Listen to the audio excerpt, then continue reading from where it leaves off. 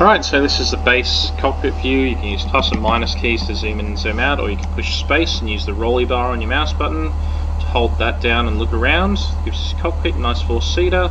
As you can see, it's pretty nicely modelled. Not so many clickable things in the base model. Buttons and stuff like this, all good if you want to do cold starts and things like that. To set up for flaps and for takeoff here at Moorabbin, we'll go down. Got my flaps is, can't remember, it's probably behind here somewhere. No, there it is. So we'll just drag that down. 10% should be fine. Plenty of runway, that's fine. If you want to look at the exterior views, you can cycle views using S. Hold, look around, that sort of thing. That's runway view. And then you can right click and go outside, left wing, right wing, tail, so on and such forth. That's me holding down on the mouse again. You can do things like fuel selection and stuff like that, which you don't need to do. This is a warm start. It's basically, what do we do?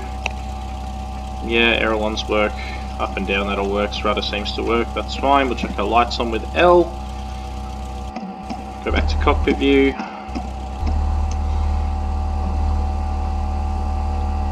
You can adjust your seat height with shift enter gets you up and shift backspace goes down.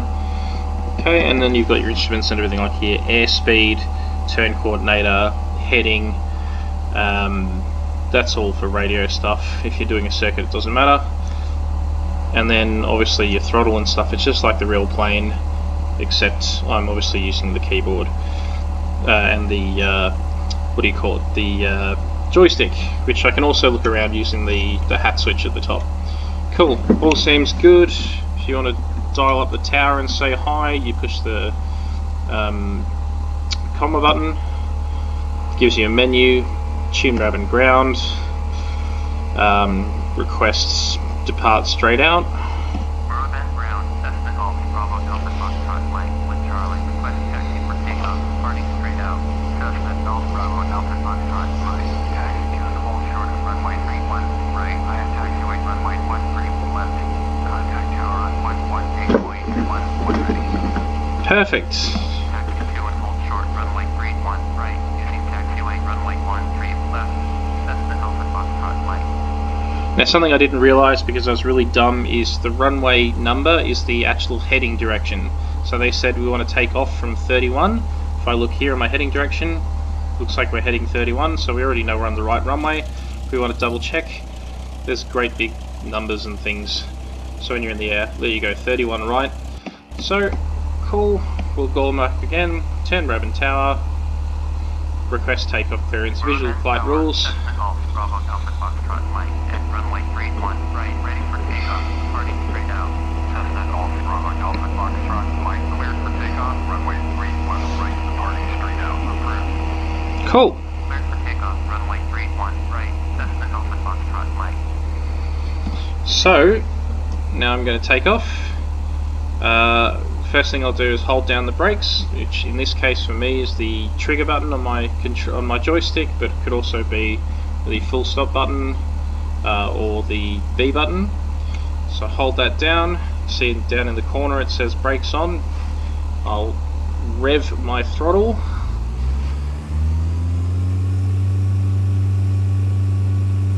And that'll do. And then we'll take off, and you can see I'm adjusting. There's a bit of torque pulling me in one direction. You can see there's an AI Mooney just landing, taxiing to take off next to us. You can see the airspeed indicator here, all good. Basically that white bar there is the effective speeds for your flaps. The plane should naturally lift off, but I'm going to give it a bit of tail. There we go. On this car, on this plane rather, there's no retractable gear, so I don't need to push G. But we want to put our flaps up, which I can do on my control stick, or I can do in the cockpit after I've cleared these trees and not died. And the flap switch is back there again, hidden by the yoke, so I'm just going to hold that, pull it up, Usually wouldn't do that until we've reached 1,000 feet. This is our altimeter here, so you can see we're only at about 550. And here is a knob, so if there's, when they say 2909 to 2, they're talking about barometric pressure. We're at 2983, what did he say? He didn't really mention it, that's fine, but sometimes, depending on the weather, the altitude, the mercury and everything changes, so you need to set your altimeter pressure by scrolling these buttons here, and that tells you the actual thing. As you can see, we are flying, there's Melbourne in the distance, obviously realistically rendered. This is definitely what Moorabbin and Clayton and all those areas look at. If you're actually flying from Moorabbin, as you might have discovered when you had your go in the sling, the training range is pretty much out over the bay and then up towards Frankston and Patterson Lakes, and the turnaround point is the canal for Patterson Lakes. So just doing a random little visual flying rules flight here. You can see we've got some clouds and things, not really affecting the airspeed, and 100 knots is 183 kilometers per hour. So 1 knot in aeronautical terms is 1.83 kilometers. So there's some interesting things for you. See, we turn, our heading thing changes.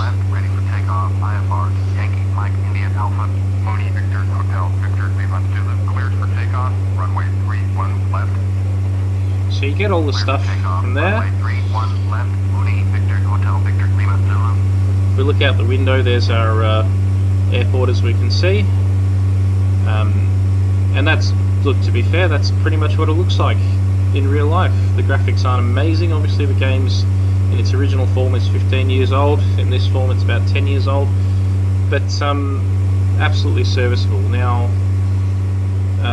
what was the last thing I did? So last time I flew one of these in real life, we did a fun thing called it was like a maximum attack climb. So we basically just pinged it up, and basically we were trying to climb at about 70 knots. So try and hold it there, and then what happens in real life, and it's happening to a certain extent here, is the controls are getting sluggish as we lose airspeed. So we're trying to hover it up full power at around this speed, and you can see the attitude of the plane is reasonably high. And that was actually one of the more fun things we did in actual flying training. No change in power. I will pull it back a bit.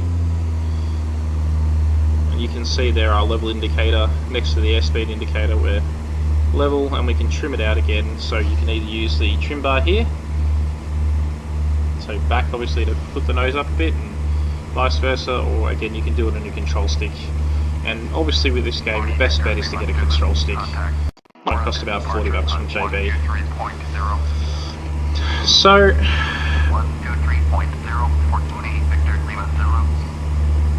basically down there is meant to be the DFO outlet in Moorabbin. There's your archery place around there somewhere. That's the golf course, which is really on the other side, but you know, we're not talking super great model. I mean, that's a road going straight through an oval, so that's what we're dealing with here. It's all a bit cookie cutter.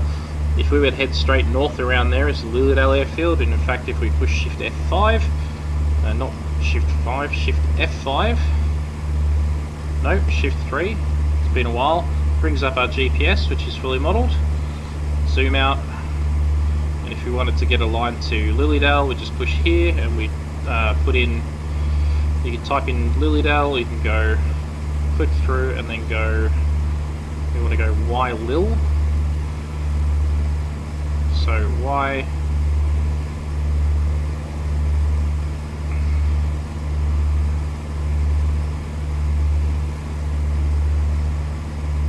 just circling randomly, Lilydale, enter, enter, and then that gives us a GPS direction straight to Lilydale, and we can muddle around to do things like terrain and stuff like that.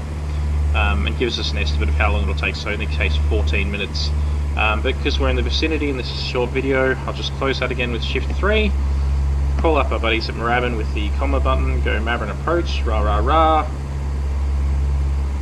go back because that's not what I wanted, go Moorabbin, Moorabbin Tower, full stop landing. Moorabbin Tower, Cessna Golf, Bravo Delta Foxtrot, Mike, 2 miles southeast West Charlie, to land.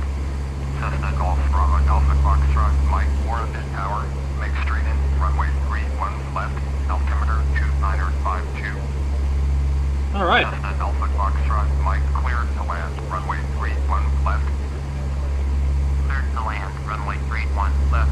Now they want us to jump in, but that's not going to happen, so what we normally wouldn't do in real life obviously is be tooling around here because there'd be a number of planes tracking left and right up there. What I'll do in this case is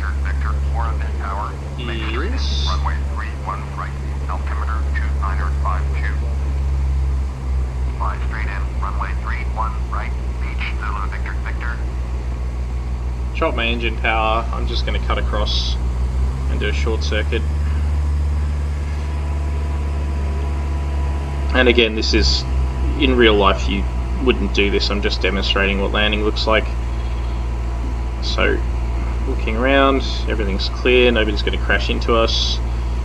You do occasionally collide if you're a real noob like me. I won't say I'm a noob, I've played 552 hours of this game, so I've pretty much got my money's worth, although I've spent hundreds and hundreds and hundreds of dollars on other planes, but this is basically what you're doing. And I'm about a 45 degree to the runway, so I'm not, but I think I am. I'm just talking while I'm doing this, so that's not smart. Going to try and keep my speed below 80 knots, so we're in a flap effective range. So coming into land, we want to make sure our fuel is full rich, mixture control. And there's a thing called the carb heat, which we want to make on. I'll just hide the yoke if I can. Can't do that. Alternate static, panel lights. Might just change to the right seat. There's my carburetor heat.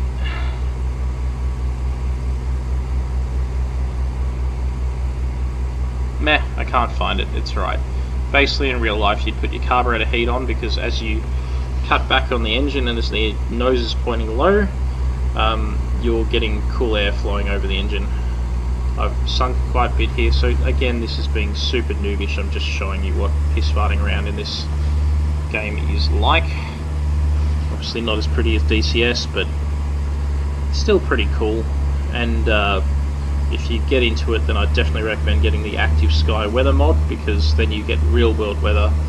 And it's just pretty fun. It's like you hear there's a typhoon happening in Chicago or something, and you're like, oh, let's see what that's like, and then you jump in and you try flying something small like this in it. See how fun that is. Alright, I'm coming in on final. 31 left, as you can see down here, we're all lined up. I'll zoom in a bit. You can see there's not the best view, I'm a bit fast. So I've chopped my throttle.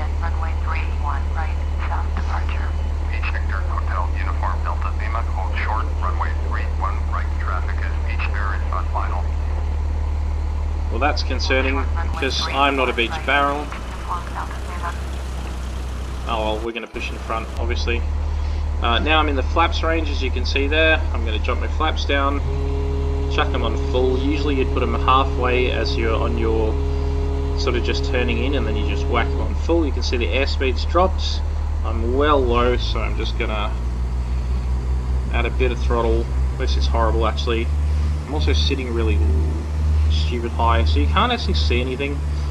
So you come in at a steeper angle usually, and then, you know, because I'm wise from my 5 actual flying hours in a real plane, you basically point your nose at the numbers, and as you get lower you've got the altimeter, and then chop your throttle, put your nose up, which is called flaring, make sure your rudder's in a good spot, and we have touchdown. Cool. And we've just pissed off the ground people. Excellent. Turn the ground guys, turn taxi parking. Cessna Golf Bravo Alpha Foxtrot, Mike, taxi to general aviation parking via taxiway runway 13 left, Charlie Echo Alpha 247. Cool. Taxi to Alright, so we'll go on to Charlie, which you can see there. Whack our flaps up, which is the sound you hear. What do you say? Charlie, Echo, Alpha 2, so we're on Echo, so I want to turn here, do I? Let's just pretend that it's up there. So if you don't know, I don't know, I think I'm on Echo now, that looks good. That red sign means we're about to cross a runway. They'll usually ask us to hold short, just poke out of the window, just make sure nobody's landing or taking off. They're not, wonderful. We'll just speed up. Oh yep, so they want us to go into Alpha 2. Which is fine. And then go to spot 47, so this is Alpha 2 here. And you can turn on progressive taxi, which gives you the little guidelines. And again, nobody taking off or anything. Wonderful. Across the runway. Native model Dash 8 over there, which is not brilliant. And what do you say? 47? Yeah, whatever. And that's pretty much where TriStar Aviation are, where we're about to park. So that's actually, yeah.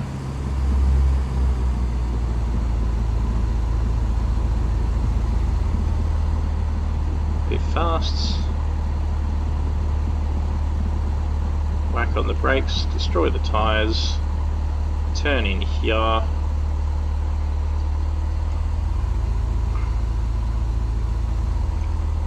Park up. Control full stop for your parking brakes. And if you want to turn things off and stuff, you can, I don't know, cut the fuel, turn that off, whatever. Turn the batteries off, I don't know. Let everything die. I don't know how to do it in real life. Anyway, there we go. How exciting. And then we can go Shift E and open the door. Woo!